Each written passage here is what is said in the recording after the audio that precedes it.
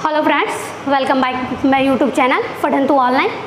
तो हम लोग बहुपद पढ़ रहे थे, तो आइए उसको कंटिन्यू करते हैं। तो बहुपद को दो भागों में बांटा गया है, एक तो चर के आधार पर, दूसरा घात के आधार पर। और बहुपद चैप्टर 2 हम लोग पढ़ रहे थे। तो किस बहुपद को चर के आधार पर किस तरह बांटा गया और घात के आधार पर किस तरह बांटा गया है, आइए हम लोग उस चीज़ को पढ़ते हैं। और आप लोगों को बहुपद के लिए हम इससे पिछले लेक्चर में भी 2 बार समझाए हैं, इसमें भी 2 बार है। बहुपद आप लोग बेहतर तरीके से समझिएगा, क्योंकि बहुपद से मैथ में क्लास 10th में 10 नंबर का क्वेश्चन पूछा जाता है। तो आई होप आप लोग अच्छे से समझिएगा।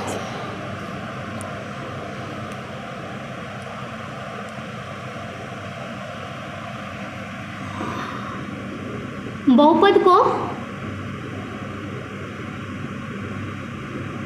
2 भागों में परिभाषित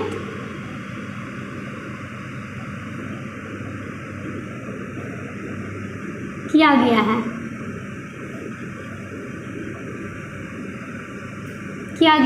पहला, पदों के आधार पर,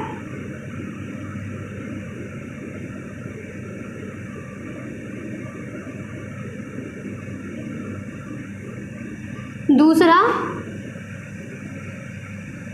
घातों के आधार पर।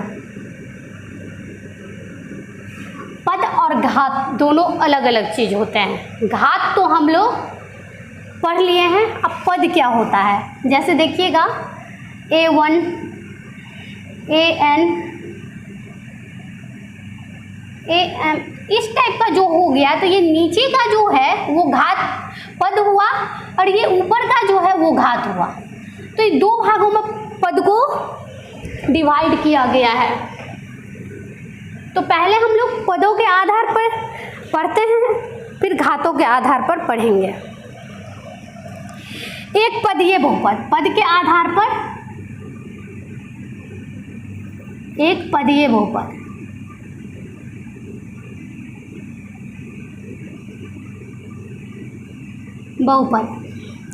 एक पदीय बहुपद जैसे px हुआ इक्वल टू 3x²। इसमें पद क्या है? एक है, तो ये हो गया एक पदीय बहुपद। तो जिसका पद एक हो गया वो एक पदीय बहुपद हो गया। जैसे px इक्वल टू 8 है, इसका पद क्या है? एक, तो ये एक पदीय बहुपद हो गया। अब इसमें आता है द्विपदीय बहुपद।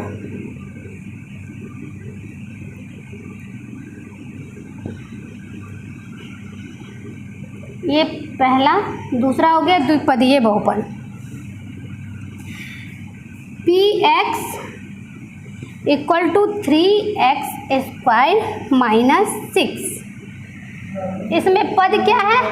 2 है, 3 और 6, 3x एंड 6। तो ये क्या हो गया? द्विपदीय बहुपद। तीसरा है त्रिपदीय बहुपद।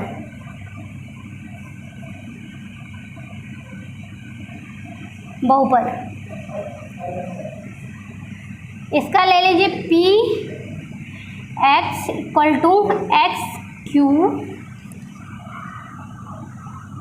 Minus 9x plus 7। इसमें क्या हुआ? 1 2 3, तो ये हो गया त्रिपदीय बहुपद। उसके बाद होता है चतुर्थपदीय बहुपद।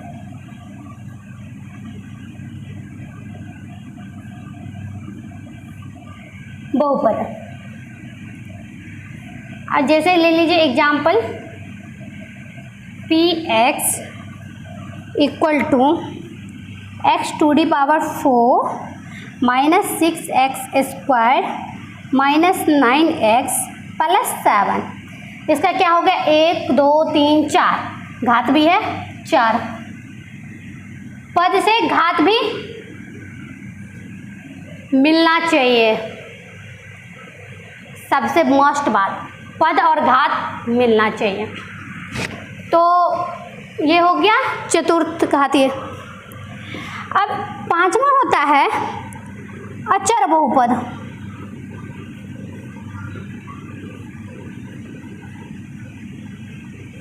जिसका घात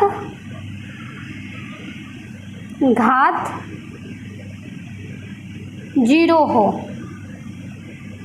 जैसे 8 बराबर 1 और 8x पावर 0 इक्वल टू 1। बहुपद के शून्यक में हम इस अचर बहुपद को पढ़ेंगे। अब घातों के आधार पर px इक्वल टू x, अब px equal to x² minus 2 ले लीजिए, या px ऐसे ही घात जिसका, जैसे इसका घात 1 है, इसका 2 है, इसका 3 है, ऐसे ही घातों के आधार पर किया गया है। तो एक हो गया पदों के आधार पर, दूसरा हो गया घातों के आधार पर। बहुपद को 2 भागों में परिभाषित किया गया है। अब 2 भागों में जब परिभाषित किया है तो और भी आसान होगा समझना। तो आगे ये नोट कर लीजिए, आगे हम लोग पढ़ते हैं।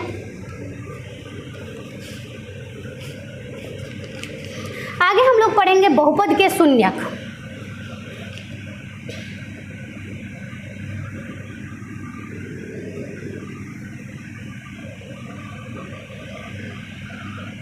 हम लोग पूरे बहुपद चैप्टर कंप्लीट करने, पूरे बहुपद को समझने के बाद इसका ग्राफीय निरूपण और इस बहुपद को सॉल्व करना x और y में समझेंगे।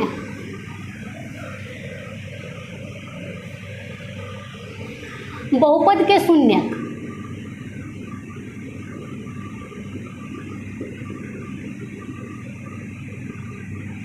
बहुपद के शून्यक,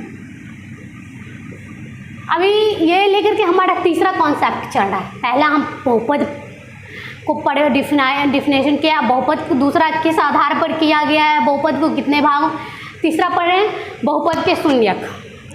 अब बहुपद के शून्यक में ले लीजिए px equal to 2x plus 3।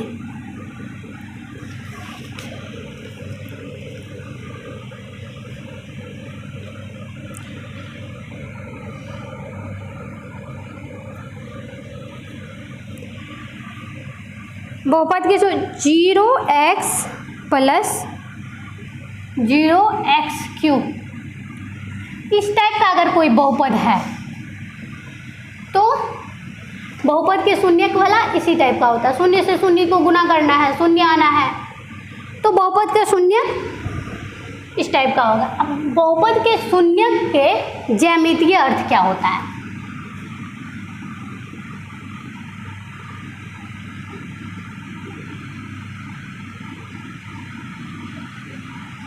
बहुपद के शून्यक के ज्यामितीय अर्थ,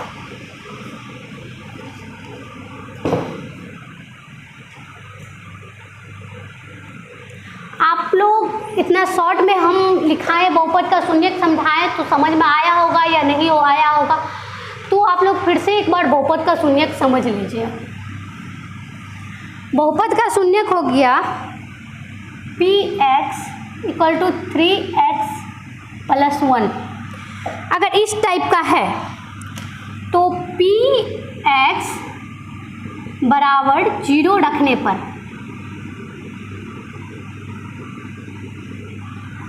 रखने पर 0 बराबर 3x प्लस 1। अब प्लस 1 अगर इधर आएगा, px बराबर हम कितना रख लिए हैं 0। अब 0 बराबर 3x प्लस 1, अगर 1 इधर आएगा तो -1 इक्वल टू 3x। अब x इक्वल टू -1/3 अगर इधर आएगा, या ये लेफ्ट साइड रहे या राइट साइड रहे। अगर हम इस संख्या को चाहे तो लेफ्ट साइड उठा के रख सकते हैं और चाहे तो राइट साइड उठा के रख सकते हैं। Equal to x. इसको एक्चुअली एक्स हमेशा लेफ्ट साइड में रखना ज़्यादा कंफर्टेबल रहता है। एक्स बराबर क्या हुआ -1/3। इसका शून्यक रखने पर क्या हुआ, पी एक्स बराबर 0 रखने पर क्या हुआ, इसका शून्यक क्या हुआ, इसका शून्यक कितना आया, इस टाइप का सवाल रहेगा। इस संख्या का शून्यक ज्ञात करें, सवाल इस टाइप का रहेगा। तो हम आपको इस टाइप से बनाना है। शून्य का तो मतलब ही है शून्य रखने पर, तो पी एक्स बराबर शून्य रख दिए और शून्य रख के आप उसको डिफाइन कीजिए। तो x बराबर -1/3। अब हो गया 3x + 1 का शून्यक बराबर -1/3। ये आप लोग अच्छे से समझे होंगे आई होप।